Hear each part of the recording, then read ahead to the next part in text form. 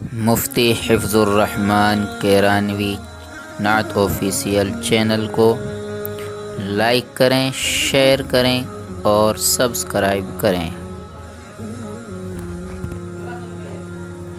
بسم اللہ الرحمن الرحیم۔ ان الحمد للہ نحمده ونستعینه ونستغفره ونؤمن به ونتوکل علیہ ونعوذ باللہ من شرور انفسنا ومن سیئات اعمالنا، من يهده الله فلا مضل له ومن يضلله فلا هادي له، ونشهد أن لا إله إلا الله وحده لا شريك له، ونشهد أن سيدنا ومولانا محمدا عبده ورسوله صلى الله عليه وعلى آله وأصحابه وبارك وسلم تسليما كثيرا، أما بعد، أعوذ بالله من الشيطان الرجيم، بسم الله الرحمن الرحيم، يا أيها الذين آمنوا ادخلوا في السلم كافة ولا تتبعوا خطوات الشيطان إنه لكم عدو مبين۔ وقال النبي صلى الله عليه وسلم لا يؤمن أحدكم حتى يحب لأخيه ما يحب لنفسه أو كما قال النبي صلى الله عليه وسلم۔ حضرات محترم، معزز سامعین اعظام، نوجوان ساتھیوں، بزرگوں، دینی و ایمانی بھائیوں، اللہ تعالی نے قرآن کریم کو انسان کی رہنمائی اور انسان کی ہدایت کے لیے اتارا ہے۔ اسلام کے اندر دین کے تمام جتنے بھی شعبے جات ہیں، جتنے بھی ڈپارٹمنٹس ہیں، تمام کی رہنمائی اللہ اور اس کے رسول کی طرف سے کی گئی ہے۔ بنیادی طور پر اسلام کے یوں سمجھیے کہ 6 چیزیں بنیادی طور پر ہیں۔ اس میں سے سب سے پہلے نمبر پر آتا ہے عبادات، دوسرے نمبر پر سب سے پہلے عقائد، عبادات، اس کے بعد اخلاق، معاشرت، سیاست۔ یہ تمام جو شعبے ہیں یہ اسلام کے ضمن میں آتے ہیں، لیکن ہماری مثال آج کے وقت میں کچھ یوں ہو گئی ہے جیسا کہ 3 نابینا اندھے لوگ جا رہے تھے، ان کو راستے میں کوئی چیز دکھائی دی، انہوں نے ان میں سے ایک شخص نے اس کو ہاتھ سے چھوا اور اس کی کمر پر ہاتھ لگایا، وہ تھا ہاتھی۔ ایک شخص نے، نابینا نے، اس کے کان پر ہاتھ لگایا، ایک شخص نے اس کی سونڈ پر ہاتھ لگایا۔ جب کسی نے ان سے پوچھا کہ ہاتھی کیسا ہوتا ہے تو جس نے کمر پر ہاتھ لگایا تو اس نے کہا کہ وہ تو بہت لمبا لمبا سا ہوتا ہے۔ جس شخص نے، نابینا نے، سونڈ پر ہاتھ لگایا اس نے کہا کہ وہ تو ایسا ہے جیسا کہ مڑی ہوئی ربڑ۔ جس شخص نے کان پر ہاتھ لگایا اس سے پوچھا کہ بتاؤ ہاتھی کیسا ہوتا ہے، وہ کہنے لگا کہ وہ تو ایسا ہے جیسا کہ درخت کے پتے۔ غرض یہ کہ ان کو نظر تو آتا نہیں تھا، انہوں نے ہاتھی کے جس پارٹ پر، جس حصے پر اپنا ہاتھ لگایا اسی کے مطابق اپنی کیفیت انہوں نے بیان کر دی۔ ہماری مثال بعینی آج کے وقت میں ایسی ہی ہو گئی ہے۔ جو آدمی اسلام کے جس حصے کو پڑھ رہا ہے بس صرف اسی پر عمل کرتا ہے، اس کے علاوہ وہ کسی پر عمل نہیں کرتا۔ اور خاص طور پر ہم نے یہ سمجھا ہے کہ اسلام صرف عبادات کا نام ہے، نماز پڑھ لو، روزہ رکھ لو، زکوٰۃ دے لو، حج کر لو، بس اسلام کا چیپٹر بند، کلوز نہیں۔ اسلام نے خاص طور پر ان سے زیادہ، یہ اگرچہ اس میں کوئی شک نہیں کہ یہ دین کی بنیاد ہیں، لیکن انہی کے ساتھ ساتھ جو اخلاق، معاشرت، معاملات، یہ تمام چیزیں ہیں، ان پر اسلام نے بہت زیادہ اہمیت دکھائی ہے۔ اس کی وجہ یہ ہے کہ عبادات کا جو تعلق ہے وہ اللہ کی ذات سے ہے، عبادات کا جو تعلق ہے وہ اللہ کی ذات سے ہے۔ آپ نماز پڑھتے ہیں نہیں پڑھتے یہ آپ کا اور آپ کے رب کا معاملہ ہے، آپ نماز پڑھتے ہیں یا نہیں پڑھتے یہ آپ کا اور آپ کے پروردگار کا میٹر ہے، آپ زکوٰۃ ادا کرتے ہیں نہیں ادا کرتے یہ آپ کا اور آپ کے خالق کا مسئلہ ہے، آپ مال ہونے کے باوجود حج کرتے ہیں یا نہیں کرتے یہ آپ کا اور اللہ کا معاملہ ہے۔ لیکن آپ کسی بندے کو تکلیف پہنچاتے ہیں تو پھر جب تک وہ بندہ معاف نہ کر دے تو پھر اللہ بھی معاف نہیں کر سکتے، کیونکہ معاملات کا اور اخلاق کا اور معاشرت کا جو تعلق ہے وہ حقوق العباد سے ہے۔ اسی لیے اللہ تعالیٰ نے اس کی زیادہ اہمیت واضح فرمائی ہے۔ حدیث پاک کا مفہوم ہے، اللہ کے نبی صلی اللہ علیہ وسلم کا فرمان گرامی ہے، المسلم من سلم المسلمون من لسانہ ویدہ، در حقیقت کامل اور مکمل مسلمان وہ ہے جس کے ہاتھ اور زبان سے دوسرے مسلمان محفوظ رہے۔ اس کا مطلب ہرگز یہ نہیں ہے کہ ہاتھ اور زبان کے علاوہ آپ کسی اور چیز سے تکلیف پہنچا سکتے ہیں۔ یہ مثال اس لیے دی ہے کہ ہاتھ اور زبان سے ہی سب سے زیادہ تکلیف پہنچائی جاتی ہے، اس لیے خاص طور پر ان کو ذکر فرمایا۔ اور دوسرے نمبر پر فرمایا اس کے اندر خاص طور پر کہ ہاتھ سے اور زبان سے دوسرے مسلمان محفوظ رہیں۔ اس کی وجہ یہ ہے کہ انسان جس سماج اور معاشرے میں رہتا ہے اکثر اور بیشتر اس کو مسلمانوں سے ہی واسطہ اور سابقہ پڑتا ہے، زیادہ تر اس کو مسلمانوں سے ہی سابقہ اور واسطہ پڑتا ہے، لہذا خاص طور پر مسلمانوں کا ذکر فرمایا گیا اور ضمناً یہ بھی کہہ دیا گیا کہ مسلمانوں کے علاوہ دیگر لوگوں کو بھی تکلیف پہنچانا جائز نہیں ہے۔ پہلی صف کے اندر نماز پڑھنا اس کی بہت فضیلت ہے۔ حضور پاک علیہ الصلاۃ والسلام نے فرمایا لوگوں کو اگر پہلی صف کی فضیلت معلوم ہو جائے تو وہ اپنے گھٹنوں کے بل آنے سے بھی گریز نہ کریں۔ یعنی میری بات کا مطلب یہ ہے کہ اگر کوئی شخص بیمار ہے اور معذور ہے، وہ چل نہیں سکتا کھڑے ہو کر کے، فرمایا اللہ کے نبی صلی اللہ علیہ وسلم نے اگر کسی شخص کو یہ فضیلت معلوم ہو جائے کہ پہلی صف میں نماز پڑھنے کا کیا اجر و ثواب ہے تو وہ اپنے گھٹنوں کے بل گھسٹ کر بھی مسجد میں آئے گا۔ لیکن ساتھ ساتھ میں یہ بھی فرما دیا کہ پہلی صف میں آنے کے لیے کسی دوسرے کو تکلیف پہنچانا حرام ہے۔ بعض لوگ گردنیں پھلانتے ہوئے اور ایک دوسرے کو چیرتے ہوئے جو پہلی صف میں آتے ہیں یہ فضیلت حاصل نہیں ہوگی، اوپر سے گناہ ہو سکتا ہے۔ اسی طریقے سے آپ حج کرنے جاتے ہیں، حجر اسود جو ایک کالا پتھر ہے جس کو سنگ اسود بھی کہتے ہیں، اس کا بوسہ لینا یہ طواف سے پہلے ضروری ہے، لیکن فرمایا اگر وہاں پر زیادہ بھیڑ ہے، رش ہے، تو آپ صرف استلام کریں اور اشارے سے اپنا طواف شروع کر دیں، کوئی ضرورت نہیں ہے کہ آپ وہاں بوسہ لیں۔ لیکن آپ نے حجر اسود کا بوسہ لینے کے چکر میں کسی ایک کمزور کو، کسی معذور کو آپ نے دھکا دے دیا اور تکلیف پہنچا دی، اللہ تعالیٰ آپ سے یہ نہیں پوچھے گا زندگی بھر کہ آپ نے حجر اسود کا بوسہ کیوں نہیں لیا، لیکن ہاں اس سلسلے میں ضرور سوال کرے گا کہ تم نے اس معذور کو، کمزور آدمی کو دھکا کیوں دیا، جب تک وہ معاف نہ کر دے۔ کتنی بڑی فضیلت ہے، لیکن فضیلت کو پانے کے لیے کسی کو تکلیف نہیں پہنچا سکتے۔ آج ہمارے معاشرے میں مسئلہ ایسا ہو گیا ہے کہ ہم صرف اپنی ذات سے ہمیں مطلب ہے، جبکہ حدیث پاک میں فرمایا تم میں سے اس وقت تک کوئی انسان، کوئی مسلمان کامل ایمان کے درجے پر نہیں پہنچ سکتا جب تک جو چیز اپنے لیے پسند کر رہا ہے اپنے بھائی کے لیے وہ پسند نہ کرے۔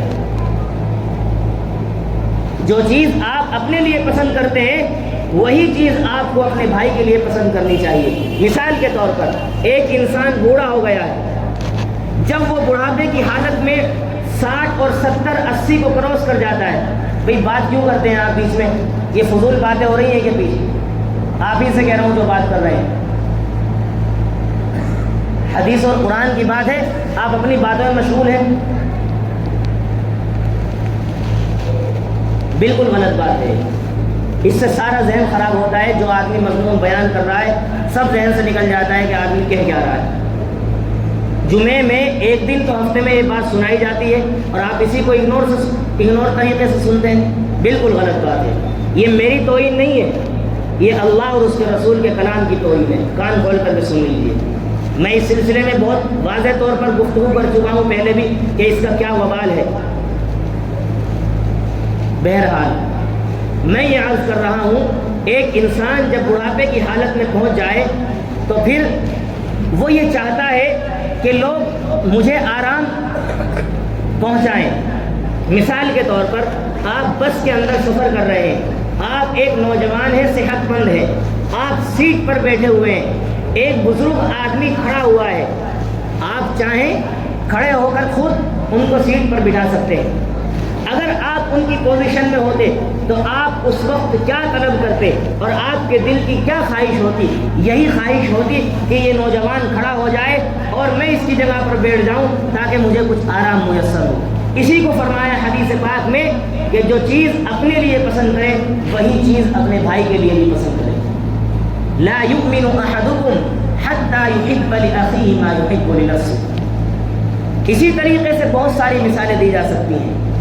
ہمارے سماج معاشرے میں ہم جو تکالیف پہنچا رہے ہیں, روڈ ہے وہ کسی کی ملکیت نہیں ہوتی, روڈ کسی کی ملکیت نہیں ہوتی. آپ کے پاس اپنی پرسنل گاڑی ہے, آپ اس کو اپنے گھر میں کھڑا کریں, گھر میں جگہ نہیں ہے تو پارکنگ میں کھڑا کریں. روڈ پر کھڑا کرنے کی ہرگز اجازت نہیں, اس سے آنے جانے والوں کو تکلیف ہوگی. جو راستے کے حقوق ہیں یہ سب اس کے اندر شامل ہیں, راستے کے جو حقوق ہیں یہ سب اس کے اندر شامل ہیں کہ آپ اپنی ذات سے کسی کو تکلیف نہ پہنچائیں. اسی طریقے سے جو ان آتھورائزڈ پلیس ہیں یعنی غیر قانونی جگہ جہاں پر آپ کارخانوں کو نہیں کھول سکتے, سرکار کی طرف سے وہاں اجازت نہیں ہے کہ آپ وہاں اس طرح کی فیکٹری اور اس طرح کے کارخانے آپ لگا سکیں, تو وہاں پر ہرگز ایک مسلمان اور ایمان والے کو یہ بات گوارا نہیں کرتی کہ وہ اس جگہ پر اس طرح کی مشین اور کارخانے لگائے. لیکن آج جب پولیس آتی ہے اس کو تھوڑی بہت رشوت دے کر اپنے آپ کا پیچھے چھٹا لیتے ہیں. لیکن ایمان کے تقاضے سے اگر آپ سوچیں تو آپ, کیونکہ دیکھیے سب سے بڑا مفتی دل ہے, سب سے بڑا مفتی دل ہے. جو بات غلط ہے ان پڑھ آدمی کو بھی وہ بات سمجھ میں آتی ہے کہ میں غلط کر رہا ہوں. آپ ناجائز کسی آدمی کے ایک تھپڑ مار کر آؤ, رات کو جب بستر پر آپ سونے کے لیے لیٹو گے آپ کے دل میں یہ بات ضرور آئے گی اور آپ کا دل آپ کو مہمیز لگائے گا کہ تم نے فلاں آدمی کو غلط تھپڑ مارا ہے. تو کیا وہ کام جو ہم شب و روز دن کے 24 گھنٹے ہم غلط کرتے ہیں, کیا ہمارا دل نہیں کہتا ہم سے کہ یہ غلط ہے؟ بالکل کہتا ہے. لیکن مسئلہ یہ کہیں ناک کا مسئلہ ہے, کہیں نفس کا مسئلہ ہے. اپنے نفس کو اپنے اوپر اتنا قابو ہم نے کرا دیا, اس کو اتنا قبضہ دے دیا کہ آج ہم اپنے دل کی بات جو ہمارے دل میں آ رہا ہم اس کو کر رہے ہیں. اسلام کی بات ماننے کو ہرگز تیار نہیں. بتائیے ہمارے یہاں معاشرے میں نہیں ہوتا اس طرح سے. یہ جگہ یہ انڈسٹریل ایریا نہیں ہے. جو کارخانے لگائے جاتے ہیں وہ انڈسٹریل ایریا میں لگائے جاتے ہیں. یہ تو گھریلو جگہ ہے, کارخانوں کے لیے انآتورائزڈ ہے, لیکن پھر بھی یہاں پر نہ جانے کتنے سارے کارخانے لگائے جا رہے ہیں. کیا عوام, کیا خواص, کس کا ذکر کیا جائے اور کس کو چھوڑ دیا جائے؟ جو دیندار سمجھے جاتے ہیں, جو دیندار سمجھے جاتے ہیں, جن کو لوگ سمجھتے ہیں کہ ہاں ان کے پاس کچھ دین ہے, وہ بھی ان چیزوں کے اندر ملوث نظر آتے ہیں. عوام الناس کا تو کیا کہنا. لہذا یہ بالکل غلط ہے. ہمیں ان چیزوں پر غور کرنی چاہیے. بھائی دنیا میں یہ مت سمجھو کہ زندگی جیسے گزر رہی ہے گزار لو. ایک جانور بھی زندگی گزارتا ہے, لیکن ہم انسان ہیں, ہمارا ایک دوسرے سے تعلق ہے. اللہ تعالیٰ نے انسان کا نظام ایسا بنایا ہے کہ وہ تنہا ایک خوشگوار زندگی نہیں گزار سکتا. پڑوسیوں سے, مزدوروں سے, اسی طریقے سے ایک طالب علم کو استاد سے, رعایا کو حکومت سے, اسی طریقے سے جو ہم رہنے والے لوگ ہیں, ہمارے آس پاس کے جو لوگ ہیں, سب سے مل جل کر کے جب ہم چلیں گے تب ہمارا معاشرہ ایک خوشگوار معاشرہ بن سکتا ہے. لیکن افسوس یہ ہے کہ آج ہم سمجھ رہے ہیں کہ اسلام اور قرآن صرف نماز کی تعلیم دیتا ہے, صرف ہمیں روزے کی تعلیم دیتا ہے، زکوٰۃ اور حج کی تعلیم دیتا ہے، اخلاق اور معاشرت کے سلسلے میں ہماری کوئی توجہ نہیں ہے۔ کسی شاعر نے کہا ہے، کہنے والے نے، تمام عمر اسی احتیاط میں گزری، تمام عمر اسی احتیاط میں گزری، یہ آشیاں کسی شاخ چمن پہ بار نہ ہو۔ یہ پرندے سے تشبیہ دی ہے۔ آشیاں کہتے ہیں گھونسلے کو، آشیاں کہتے ہیں گھونسلہ، جو پرندہ گھونسلہ بناتا ہے اس کو کہتے ہیں فارسی میں آشیاں، آشیانہ بھی کہہ دیتے ہیں، آشیاں بھی کہتے ہیں۔ تو پرندے سے مثال دی ہے کہ پرندہ اپنی پوری عمر اور پوری زندگی پرندے نے اس احتیاط میں گزار دی کہ اس کا گھر کسی چمن کی جو ٹہنی ہے اور کسی درخت کی جو شاخ ہے اس پر بوجھ نہ بنے۔ پرندے کا جو گھر ہے، پرندے نے اپنی تمام عمر اسی احتیاط میں گزار دی کہ اس کا گھر کسی ٹہنی پر بوجھ نہ بنے کہ اس کی وجہ سے اس کو تکلیف پہنچے۔ اسی کو کہا ہے تمام عمر اسی احتیاط میں گزری، یہ آشیاں کسی شاخ چمن پہ بار نہ ہو۔ حضرت مولانا مفتی تقی عثمانی دامت برکاتہم، جو آج کے وقت کے شیخ الاسلام ہے، پاکستان میں رہتے ہیں، اللہ نے بہت علم سے نوازا ہے۔ حضرت مولانا اشرف علی تھانوی نور اللہ مرقدہ کے بعد اس وقت سب سے زیادہ کتابیں لکھنے والے مصنف ہیں۔ ان کے والد محترم، جن کی ایک تفسیر ہے معارف القرآن، جو آج ایک عالم کو سیراب کر رہی ہے، وہ فرمایا کرتے تھے 1396 ہجری میں جب وہ صاحب فراش تھے، بیمار تھے، وہ کہتے تھے رمضان المبارک کا مہینہ تھا کہ لوگ تمنا کرتے ہیں کہ ان کی موت رمضان میں آئے، لوگ تمنا کرتے ہیں کہ ان کی موت رمضان میں آئے۔ تمنا تو میری بھی یہی ہے، لیکن میں سوچتا ہوں پھر کہ اگر میری موت رمضان میں آئے گی تو پہلے ہی لوگ روزے کی حالت میں رہتے ہیں، تھکے ہارے، میرے غم میں اور روئیں گے، ان کو اور زیادہ تکلیف پہنچائے گی، اس لیے میں اپنی خواہش کی خاطر کسی دوسرے کو تکلیف میں مبتلا نہیں کرنا چاہتا۔ بتائیے کتنے زیادہ یعنی ہمارے اکابرین دوسروں کو تکلیف پہنچانے کے سلسلے میں خیال کر رہے ہیں۔ ایک بزرگ کا واقعہ لکھا کہ وہ دن بھر میں جو جو بات کہتے تھے اس کو کاپی پر لکھ لیا کرتے تھے، دن بھر میں جو جو بات اپنی زبان سے نکالتے تھے اس کو کاغذ پر، کرتاس پر قلم بند کر لیا کرتے تھے، اور جب رات کو وہ اپنے بستر پر تشریف لے جاتے تو دیکھتے کہ آج میں نے کیا غلط کہا ہے اور کیا صحیح کہا ہے۔ بتائیے آپ میں سے کتنے لوگ، ہم میں سے کتنے لوگ ہیں جو اس چیز کا خیال کرتے ہیں کہ میں اپنی زبان سے جو کچھ کہہ رہا ہوں وہ درست کہہ رہا ہوں یا غلط کہہ رہا ہوں؟ کوئی مطلب نہیں۔ ایک بزرگ کتاب پر کچھ لکھ رہے تھے، پہلا زمانہ، آج کل تو پین کی بہت ساری قسمیں آ گئی ہیں، پہلے تو دوات اور لکڑی کا قلم ہوتا تھا، اس سے جو ہے کاغذ پر لکھا جاتا تھا۔ ایک بزرگ کچھ لکھ رہے تھے اور لکھتے لکھتے ایک مکھی ان کے قلم پر آ کر کے بیٹھ گئی اور وہ اس دوات کو پینے لگی۔ انہوں نے اپنا قلم وہیں روک دیا کہ اس مکھی کا پیٹ بھر جائے اور اس کی پیاس ختم ہو جائے۔ یعنی حضرت مولانا، اسی طرح ایک واقعہ حضرت مولانا اشرف علی تھانوی نور اللہ مرقدہ کا لکھا ہے۔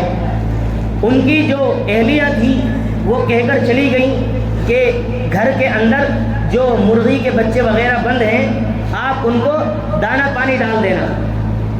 حضرت والا عصر کے بعد، حضرت کا کچھ لکھنے کا معمول تھا روزانہ، عصر کے بعد جو کچھ لکھنا ہوتا تھا وہ لکھا کرتے تھے۔ کون؟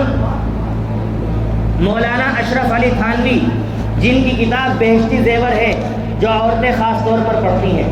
یہ ایسی کتاب ہے اگر انسان اچھی طریقے سے اردو سمجھ کر پڑھنا جانتا ہو اور اس کو پڑھ لے تو وہ تقریباً مولوی بن جاتا ہے۔ ہر طرح کی چیزیں اس کے اندر ہیں۔ بہترین کتاب، اپنی خواتین کو پڑھانی چاہیے ضرور۔ یہ ایک حضرت کا بہترین کارنامہ ہے۔ اس کے علاوہ ہزاروں کتابیں ہیں لیکن یہ مشہور کتاب ہے جو لوگ جانتے ہیں۔ تو مولانا اشرف علی تھانوی رحمۃ اللہ علیہ، وہ عصر کے بعد ان کا کچھ لکھنے کا معمول تھا، لیکن جب لکھنے کے لیے بیٹھے اللہ کی طرف سے جو ذہن میں آمد ہوتی تھی، انسان اپنے دماغ سے کچھ نہیں لکھ سکتا، اللہ کی طرف سے جب مضمون ذہن میں آئے گا تبھی لکھ سکتا ہے۔ میں آپ کے سامنے منبر پر یہاں بیٹھ کر بول رہا ہوں، یہ اللہ تعالیٰ ذہن میں ڈالتا ہے تب میں آپ کو بتاتا ہوں، اپنی طرف سے نہیں بتاتا۔ میں تو پڑھ کر کچھ آتا ہوں لیکن ممبر پر بیٹھ کر اللہ تعالیٰ جو کہلواتا ہے وہ کہتا ہوں۔ اسی طریقے سے جو لکھنے والے ہوتے ہیں ان کا بھی یہی معاملہ ہوتا ہے، اللہ جب ذہن میں القاء فرماتا ہے تب آدمی جا کر کے کچھ صفحے پر لکھتا ہے۔ حضرت والا پر جو آمد تھی الفاظ کی، مضامین کی، وہ بند ہو گئی۔ حضرت پریشان کہ آخر آج ایسا کیا ہو گیا کہ کچھ بھی دماغ میں نہیں آ رہا کیا لکھا جائے۔ بہت دیر کے بعد خیال آیا کہ شاید ہو سکتا ہے کہ وہاں پر مجھے میری اہلیہ کہہ کر گئی تھی کہ ان کو دانا پانی ڈال دینا، اور وہ تو اب تک بھوکے ہیں، وقت گزر چکا۔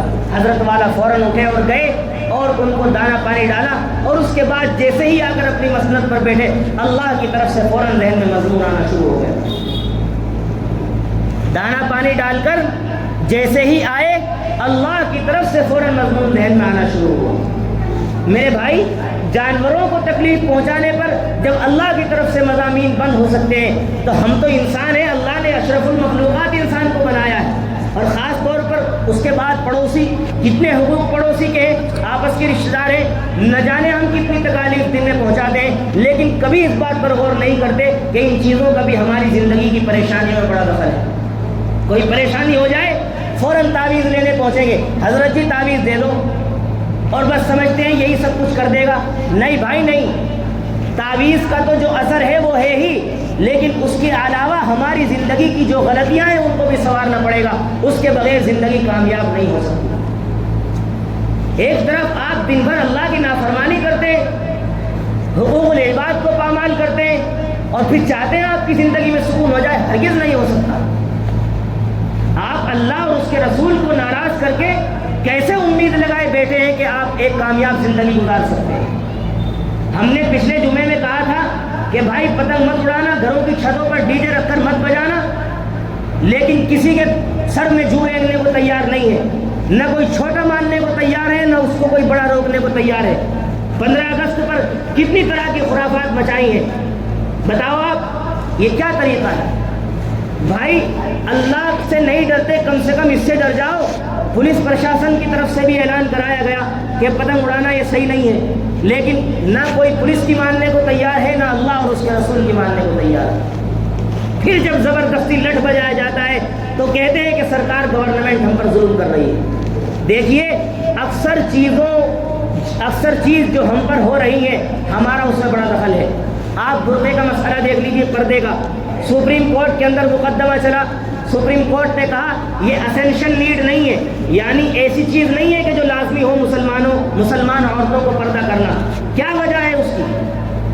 میرے بھائی یہ کچھ نہیں جانتے، ان کو تو یہ تو کھڑے ہو کر پیشاب کرنے والے لوگ ہیں، ان کو یہ سلیقہ نہیں ہے کہ پیشاب کس طریقے سے کیا جاتا ہے، لیکن آج ان کی زبانیں جو نکل رہی ہیں ہمارا اس کے اندر بڑا دخل ہے کہ جب ہماری ماں بہنوں نے، ہماری عورتوں نے اپنے چہروں کو کھول کھول کر کے سڑکوں پر دکھایا، پھر سپریم کورٹ یہ کہنے پر مجبور ہوا کہ اسلام کے اندر پردہ کوئی لازمی چیز نہیں ہے۔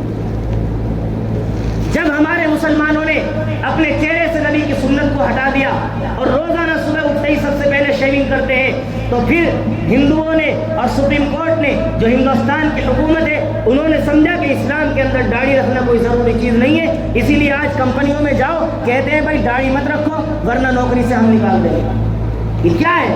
یہ سب سے پہلے تو آپ نے کرتوت کیے، جب جا کر کے سرکار ہم پر کوئی قانون مسلط کر رہی ہے۔ خدا کی قسم اگر آپ اللہ اور اس کے رسول کی تعلیمات پر 100% عمل کرتے، کسی کے اندر مجال نہیں ہے کہ آپ کو آپ کے اسلام سے روک سکے۔ کیا ہندوستان پر 800 سال حکومت نہیں کی مسلمانوں نے؟ کیا 700 سال اسپین میں حکومت نہیں کی؟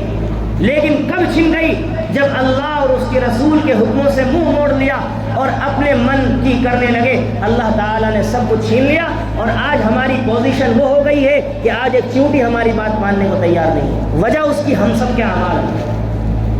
میں نے عرض کیا کہ ہماری مائیں بہنیں اگر پردے کا اہتمام کرتی، سپریم کورٹ کو یہ کہنے کی مجال نہیں تھی کہ یہ اسینشل نیڈ نہیں ہے، لیکن جب ہم نے ہی خود اسلام کو چھوڑ دیا تو دوسرے تو ہم پر مسلط کریں گے قانون۔ لہذا میرے بھائی ہم نے عرض کیا کہ آپ 15 اگست کے موقع پر اپنے گھروں کی چھتوں پر ڈی جے رکھ کر مت بجاؤ، لیکن اس طرح کی بے حیائی دیکھنے میں آئی ہے اور شرم نہیں آ رہی ہے اوپر سے، یعنی اس طرح کی بے حیائی 5 وقت کی نماز پڑھنے والے لوگ جو 5 وقت اللہ کے دربار میں آتے باہر نکلتے ہی اللہ کو بھول جاتے. ایسی بے وقوفیاں کہ اگر کوئی ایک شریف مہذب ایجوکیٹڈ انسان اس کو دیکھے تو کہیں اس کے دماغ میں جو ہے کچھ ڈیزیز ہو گئی ہے, مرض ہو گیا ہے اس کو پاگل پن کا. عجیب طرح کے ناچ گانے پاگل پن. کس نے آپ کو یہ سب چیز؟ یہ خوشی نہیں ہے, یہ بے وقوفی ہے. یہ خوشی نہیں ہے, یہ بے وقوفی ہے. اور اس میں جتنے ذمہ دار کرنے والے ہیں اس کام کو, اتنے ہی ذمہ دار ان کاموں کو دیکھ کر جو روکتے نہیں ہیں وہ بھی ذمہ دار ہیں, چاہے وہ ان کے باپ ہوں, پڑوسی ہوں, کوئی ہو. کتنے محلے مسجد کے مائک پر اگر جمعرات کو چندے کے لیے نظم پڑھی جائے تو لوگ آ جاتے ہیں کہنے کے لیے کہ امام صاحب, مؤذن صاحب, اس کی آواز کو ہلکا کرو, اس سے تکلیف ہوتی ہے. اور جب 15 اگست پر ہمارے محلوں میں ڈی جے بجتے ہیں اس میں کوئی نہیں کہتا کہ اس سے ہمیں تکلیف ہو رہی ہے. بتائیے مجھے, اگر جمعرات میں چندے کی ترغیب کے لیے اگر نظم پڑھی جائے تاکہ لوگوں کو پتہ چلے کہ مسجد میں چندہ ہو رہا ہے, اس سے کہتے ہیں کہ ہمیں تکلیف ہو رہی ہے. اچھے لوگ داڑھی والے آ کر کے کہتے ہیں کہ اس کی آواز کو کم کرو. اور جب 15 اگست پر ہمارے گھروں کی چھتوں پر کھل کر کے ناچ گانا کیا گیا, مائیں بہنیں وہی موجود ہیں, اور اس طرح کے فحش گانے جن کو سن کر کے بھی ایک شریف انسان کو شرم آنی چاہیے وہ وہاں بجا رہا ہے, مائیں بہنیں وہاں موجود ہیں, کوئی کہنے کو تیار نہیں کہ تم یہ کیا یہاں خرافات مچا رہے ہو, اور یہ کہنے کو تیار نہیں ہے کہ اس سے ہمیں تکلیف ہوتی ہے. کہتے ہیں بچوں کی خوشی. مسجد کے مائک سے جب ایک مسلمان کو پرابلم ہوگی تو ہندو کو کیوں پرابلم نہیں ہوگی؟ میں کہہ رہا ہوں سب سے زیادہ ہمارے دامنوں میں سوراخ ہے, ہم نے سب سے زیادہ رستے دیے ہیں, اس لیے آج غیر ہم پر مسلط ہے اور جس طریقے سے چاہ رہا ہم کو چلا رہا. اپنے اعمال کا احتساب کیجئے, جو غفلت کی زندگیاں آپ گزار رہے ہیں ان سے باز آئیے اور ہوش کے ناخن لو, اور اس غور و فکر میں جب رات کو اپنے بستروں پر جایا کرو 5 منٹ کے لیے سوچا کرو کہ تم صحیح کر رہے ہو یا غلط کر رہے ہو. میں نے پچھلے جمعے میں بھی کہا تھا میرا بیان کرنا کافی نہیں ہے, جب تک آپ عمل نہیں کریں گے میرا بیان بے سود ہے. بہت سارے لوگوں نے مجھے فون کر کے کہا حضرت آپ کے بیان کا تو کوئی اثر نہیں ہوا. میں نے کہا بھائی ہم میں ہی کوئی کوتاہی ہوگی جو ہمارے کہنے سننے میں کوئی کمی رہ گئی, اور کیا کر سکتے ہیں ہم. بھائی جو اعمال ہے میں وہی بتا سکتا ہوں, ڈنڈے کے زور پر تو میں آپ کو نہیں کہوں گا کہ آپ جو ہے اس سے رکیے. عمل کرنا اور نہ کرنا تو یہ تو آپ کی ذمہ داری, لیکن ایک بات کان کھول کر کے سن لیجئے, میرا جتنا فرض ہے میں اپنے امام ہونے کی حیثیت سے میں آپ کو روشناس کرا رہا ہوں. آپ اگر نہیں رکتے اللہ کے یہاں اپنے اعمال کو خود بھگتیں گے. ہر انسان اپنے اعمال کا ذمہ دار ہے, اور زیادہ چبلنے کی, اترانے کی اور فخر دکھانے کی ضرورت نہیں ہے. ہر انسان کو قبر کے گڑھے میں جانا ہے, وہاں پتہ چل جائے گا کتنے بڑے خرم خاں تھے اور کتنے کیا تھے.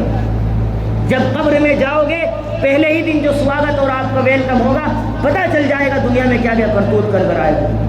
اس لیے نہیں عمل کرتے بے شک مت عمل کرو, میرا کام ہے بتانا, اور ماننا نہ ماننا یہ آپ کے اختیار میں ہے.